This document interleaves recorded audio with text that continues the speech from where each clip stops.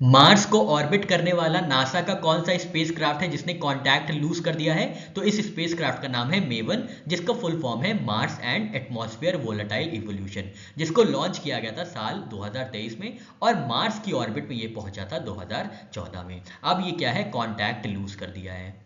साल 2025 में time magazine ने किसको नेम किया है as person of the year? बहुत इंपॉर्टेंट है। तो टाइम मैगजीन ने पर्सन ऑफ द ईयर का सम्मान दिया है आर्किटेक्ट्स ऑफ एआई को। याद रखिएगा, यही नाम है, architects of AI as person of the year 2025। Time person of the year 2025 के जो रेसिपिएंट हैं उनका वो है, उसका टाइटल दिया गया है आर्किटेक्ट्स ऑफ आर्टिफिशियल इंटेलिजेंस। जो भी एआई इनोवेटर्स और लीडर्स हैं, इनका एक ग्रुप है जिसको आर्किटेक्ट्स ऑफ एआई कहा जाता है, उसको टाइम मैगजीन ने as person of the year 2025 से सम्मानित किया है। इसमें की एआई लीडर्स जो फीचर हुए हैं वो है Mark Zuckerberg, Lisa Su, Elon Musk, Jensen Huang, Sam Altman, Demis Hassabis, Dario Amodei और फीफी ली। तो ये कुछ इंपॉर्टेंट नाम है, आपको याद नहीं रखना है, बस ये याद रखिएगा कि किसको time person of the year 2025 recipient रहे हैं। कोल सेतु विंडो से कौन से टाइप के कोल को एक्सक्लूड किया गया है? तो कोकिंग कोल है जिसको कोल सेतु विंडो से एक्सक्लूड किया गया है, मतलब इनका ऑक्शन नहीं हो पाएगा कोल सेतु विंडो से। कोल सेतु विंडो को लॉन्च किया गया है फेयर एक्सेस, ट्रांसपेरेंसी और एफिशिएंट यूटिलाइजेशन ऑफ कोल के लिए।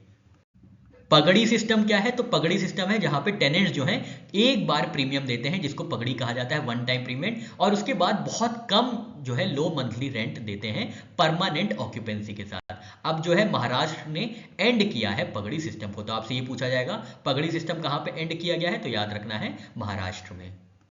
मॉडर्न पुलिसिंग के लिए महाराष्ट्र ने माइक्रोसॉफ्ट के साथ कौन से इनिशिएटिव लॉन्च किया है? तो महाराष्ट्र ने लॉन्च किया है महा क्राइम ओएस आर्टिफिशियल इंटेलिजेंस, जो कि एआई और अज्योर पावर्ड प्लेटफॉर्म होगा साइबर क्राइम इन्वेस्टिगेशंस को एक्सेलरेट करने के लिए। ये माइक्रोसॉफ्ट के साथ पार्टनरशिप में इनिशिएट किया गया है। इंडिया में पहला indigenous hydrogen fuel cell passenger vehicle कहां पे लॉन्च किया गया है?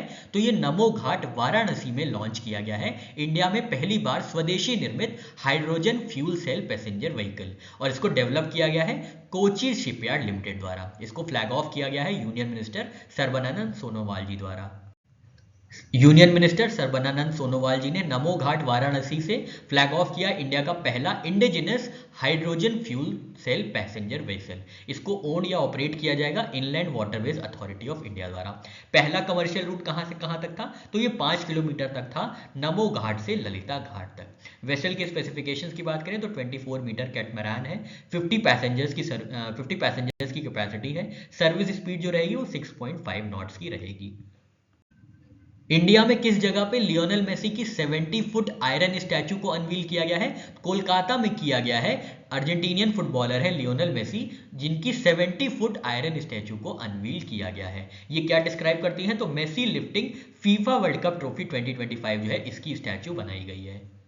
इंडियन नेवी ने पहला स्वदेशी निर्मित indigenous diving support craft DSC A20 कहां पे और कब कमीशन किया जाएगा? तो 16 दिसंबर 2025 को सदर्न नेवल कमांड कोची के अंदर जो आता है, यहां पे इंडियन नेवी का पहला indigenous diving support craft DSC A20 commission किया जाएगा।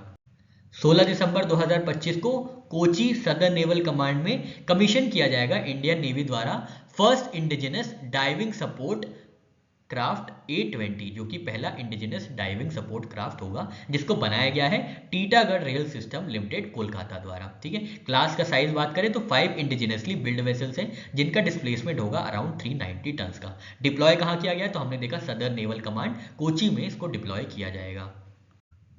मुलानपुर स्टेडियम में कौन से दो क्रिकेट लेजेंड्स के नाम पे स्टेडियम स्टैंड्स को अनवील किया गया है? तो युवराज सिंह और हरमनप्रीत कौर जी हैं, जो कि दो क्रिकेट लेजेंड्स हैं जिनका मुलानपुर स्टेडियम न्यू चंडीगढ़ में क्या है, स्टेडियम स्टैंड्स अनवील किया गया है। किसके द्वारा?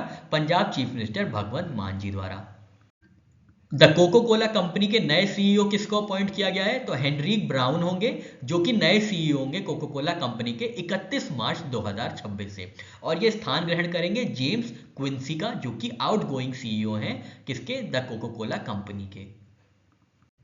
कौन से सीआरपीएफ ऑफिसर को यूनियन होम मिनिस्टर की तरफ से एफिशिएंसी मेडल से सम्मानित किया गया है? तो ये हरियाणा के दिनेश खाटक जी हैं, जिनको सम्मानित किया गया है यूनियन होम मिनिस्टर द्वारा एफिशिएंसी मेडल से। ये सीआरपीएफ के ऑफिसर हैं और हरियाणा से आते हैं, जिनका नाम है दिनेश खाटक।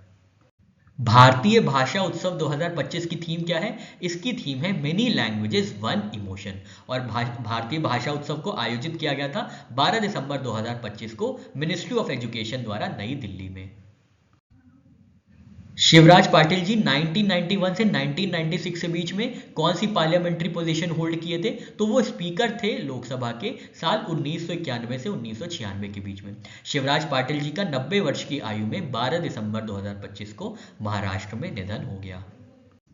शिवराज पाटिल जी लातूर कॉन्स्टिट्यूएंसी से आते थे लोकसभा से और 7 बार वो एमपी रहे हैं लातूर कॉन्स्टिट्यूएंसी से। मेजर पोजीशन की बात करें तो वो यूनियन होम मिनिस्टर थे 2004 से 2008 के बीच में। लोकसभा का उनका हमने कार्यकाल देखा स्पीकर का 1991 से 1996 और 2010 से 2015 के बीच में वो governor of Punjab and administrator of Chandigarh की पोजीशन पे भी रहे थे। इंटरनेशनल डे ऑफ न्यूट्रलिटी कब ऑब्जर्व किया जाता है? तो हर वर्ष 12 दिसंबर को ऑब्जर्व किया जाता है इंटरनेशनल डे ऑफ न्यूट्रलिटी। इसको साल 2017 में स्पॉन्सर किया गया था, प्रपोज किया गया था तुर्कमेनिस्तान द्वारा। यूनिवर्सल हेल्थ कवरेज डे कब ऑब्जर्व किया जाता है? तो हर वर्ष 12 दिसंबर को ऑब्जर्व किया जाता है यूनिवर्सल हेल्थ कवरेज डे। और इस बार की थीम है unaffordable health cost, we are sick of it. हर वर्ष इसको कब मनाया जाता है? 12 दिसंबर को। इसकी शुरुआत की गई थी साल 2017 में। मेडिसिन के क्वालिटी स्टैंडर्ड्स में कॉपरेशन के लिए कौन दो कंट्रीज ने एमओयू साइन किया है? तो ये दो कंट्रीज हैं इंडिया और लाइबेरिया, जिन्होंने मेडिकल क्वालिटी स्टैंडर्ड्स को प्रमोट करने के लिए एमओयू साइन किया है। वर्ल्ड इनइक्वालिटी रिपोर्ट 2026 के अनुसार इंडिया की नेशनल इनकम का टॉप 10% कितना कैप्चर कर लेते हैं? तो टॉप 10% जो है इंडिया की नेशनल इनकम का 58% ऑफ नेशनल इनकम कैप्चर कर लेते हैं, ऐसा बताया गया है वर्ल्ड इनइक्वालिटी रिपोर्ट 2026 में, जिसको रिलीज किया गया था वर्ल्ड इनइक्वालिटी लैब द्वारा।